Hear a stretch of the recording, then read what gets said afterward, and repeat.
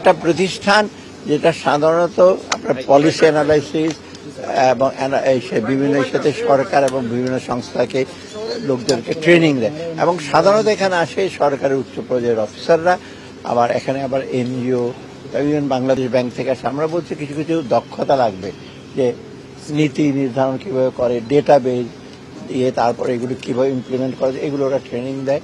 Plus কিছু কিছু গবেষণা করে অত্যন্ত গুরুত্বপূর্ণ, এবং ইনফ্যাক্ট আমরা অর্থ বিভাগ থেকে আমরা কিছু ফাইন্যান্স থেকে খুব হাই কোয়ালিটি। এইখানে আমি অনেকদিন সাথে জড়িত, এখানে আমাদের অনেক সচিবরাও কিন্তু এক্সপার্ট মেম্বার। এইখানে এদের কারিকুলাম এবং এদের ট্রেনিং এখানে হয়েছে, এবং আপনারা দেখতে পাবেন এখানে কিন্তু জায়গা কিন্তু একটা বিরাট অর্থায়ন করেছে, কারণ ওরা ইন্টারেস্ট আবার গ্র্যান্টের টাকায়। অর্থাৎ এইটা নিয়ে আলাদা বোর্ডের মাঝে মিটিং, এইটা নিয়ে আলাদা হয়েছে। বিশ্বমানের থার্মিক্স রড, সালাম স্টিল থার্মিক্স, দেশের একমাত্র থার্মিক্স রড। স্যার, আপনি বলছেন বাজেট রিভাইজের কথা বলছিলেন, তো এখানে কি এগুলো নিয়ে কোনো না, এখানে এগুলো করবো কেন? এখানে তো আমি আসছি member of the trustee board, এইখানে তো আমাকে ওই ধরনের কেউ এই যে রাঘব বোয়ালদের বিরুদ্ধে আপনারা দৃশ্যমান মানে পদক্ষেপ দিয়েছেন স্যার, বড় বড় যারা অস্পৃশ্য ছিল তাদেরকে ধরা ছোঁয়া যেত না, আপনারা এসে তাদেরকে বিভিন্নভাবে আর্থিক ইউনিটের মাধ্যমে সিএডির মাধ্যমে, স্যার এদের ব্যাপারে স্যার নেক্সট স্টেপ যদি আপনাদের কি হবে? না, নেক্সট স্টেপ তো একটু প্রথমত যে প্রিলিমিনারি ইস্যু নিয়েছে, অনেকের ব্যাংক ইস্যু জব্দ করেছে, এটা প্রিলিমিনারি। তারপর এগুলো ইনভেস্টিগেশন হবে, বিভিন্ন এজেন্সি ইনভেস্টিগেট করবে, তারপরে তদন্ত করার পর আলটিমেটলি এটা তো আপনার যদি আপনার কোনো তদন্ত হিসেবে পায় তো চার্জ দেবে, কোর্টে যাবে, এটা হবে দ্রুত। এবং এটার জন্য তো একটা টাস্ক ফোর্স হচ্ছে ফিরিয়ে আনার জন্য, খুব টেকনিক্যাল জিনিস।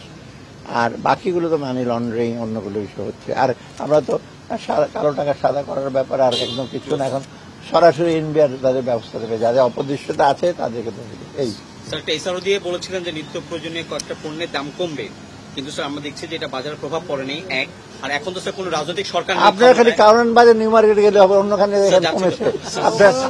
আপনার আলুর তো পুরো ট্যাক্স ইস্যু করে দিচ্ছে, তবে ওটাই সেকেন্ড পেঁয়াজেরও কমিয়ে দিয়েছে, আর বাকিগুলো পেস্টিসাইডও কমিয়ে দিয়েছে।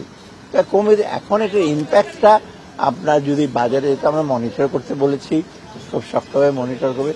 চাঁদাবাজের ব্যাপারটা আমরা ডিসিদের কাছে বলেছি আরেকটু শক্তভাবে, এই যে পারিসাকে বা আমার এসেকে বলবো, এটা হলে কিন্তু অনেকটা একেবারে যে কমে নাই তা না, কিন্তু খালি বাইরে কিন্তু কমেছে। একটা জিনিস হলো যে যারা পণ্য উৎপাদন করে তারা যেন ন্যায্য মূল্যটা পায়, কমাতে গিয়ে যে ওদের প্রাইসটা কমালে কিন্তু ওরা সাফার করবে।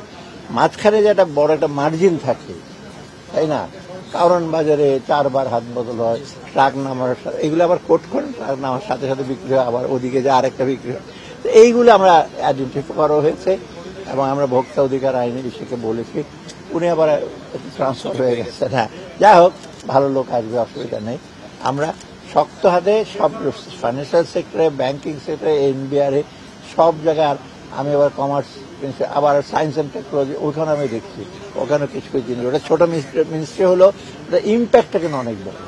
সায়েন্স ল্যাবরেটরি আছে, অ্যাটমিক এনার্জি কমিশন আছে। স্যার আমরা সিন্ডিকেটটা কেন ভাঙতে পারছি না? রাজনৈতিক সরকার এখন ক্ষমতা নেই, অন্তর্বর্তীকালীন সরকার দায়িত্ব নিয়েছে, আপনারা কয়েকটা বড় বড় প্রতিষ্ঠানকে কঠোর ব্যবস্থা নিয়েছেন তাদের বিরুদ্ধে, কিন্তু স্যার আমরা দেখছি যে সেই সিন্ডিকেটের হাত বদল হয়েছে, কিন্তু সিন্ডিকেট আমরা এখন বন্ধ করতে পারছেন না কেন? সেটা আমরা জানি। শর্ট করে কিন্তু একটা কথা, ডোন্ট রক দ্য বোট, নৌকা একেবারে নাড়িয়ে দিন না। আমিও পড়ে যাবো, আপনার সবাই পড়ে যাবে। আমরা আস্তে আস্তে করে আইডেন্টিফাই করে নিচ্ছি। আমরা একেবারে যে জানি না তা না, আমরা নেব। এখানে আপনাদের সহযোগিতা, আপনারা যদি বলেন হয় নাই কিছু, আমি নাম বলবো না। কয়েকদিন আগে শুনলাম এই 1 মাসে আমি মরতেও সন্তুষ্ট নাই বলেছেন। বাবা 1 মাস, যা হোক আমি নাম বলবো না, 1 মাসে 19 আসে যায় না ওনার সন্তুষ্টির ব্যাপারে। রূপপুর পার্মানেন্ট বিদ্যুৎ কেন্দ্রের প্রথম ইউনিট তো চালু হওয়ার কথা, পরবর্তী ইউনিটে কি পদক্ষেপ নেবেন? আর হচ্ছে যে আগে প্রথমটা চালু হোক না কেন, ওটা আমরা জানি। একটা প্রথমটা হবে ওই রূপপুরে, প্রথমটা আমি কথাবার্তা বলছি ওদের সাথে, অ্যাম্বাসেডর আসছিল, আমি টেকনিক্যাল টিমের সাথে 2 একদিন পরে বসবো। ওখানে কিছু অসম্পূর্ণ কাজ হচ্ছে, শেষ হয়ে যাবে। শুধু প্ল্যান্ট তো না, আপনার ট্রান্সমিশন লাইনের ব্যাপার আছে, ওয়াটার স্যানিটেশনের ব্যাপার আছে। লাস্ট কোশ্চেন একটা স্যার, যে এই যে শিল্পের যে অস্থিরতা, আপনার পুলিশ তো স্যার বৃহস্পতিবার থেকে অ্যারেস্ট শুরু করেছে, তারপর স্যার অস্থিরতা, আস্থার একটু ঘাটতি আছে, এটা নিয়ে স্যার আপনি যদি কিছু বলেন উদ্যোক্তা। না, এটা আসলে আমার মূল দায়িত্ব হলো আমাদের যে ওদের সাথে কথাবার্তা, শ্রমিকদের মালিকদের সাথে কথাবার্তা হচ্ছে, বলছে, এবং এখানে কিন্তু অন্যান্য কত রাজনৈতিক দলও কিন্তু ওরা সহযোগিতা করছে আপনাদেরকে, তারাও ইন্ধন দিচ্ছে। ইন্ধন দিচ্ছে এদের আমরা সহযোগিতা করছি, ইন্ধন যারা দিচ্ছে তাদের ব্যাপারে তো সহযোগিতা করছে।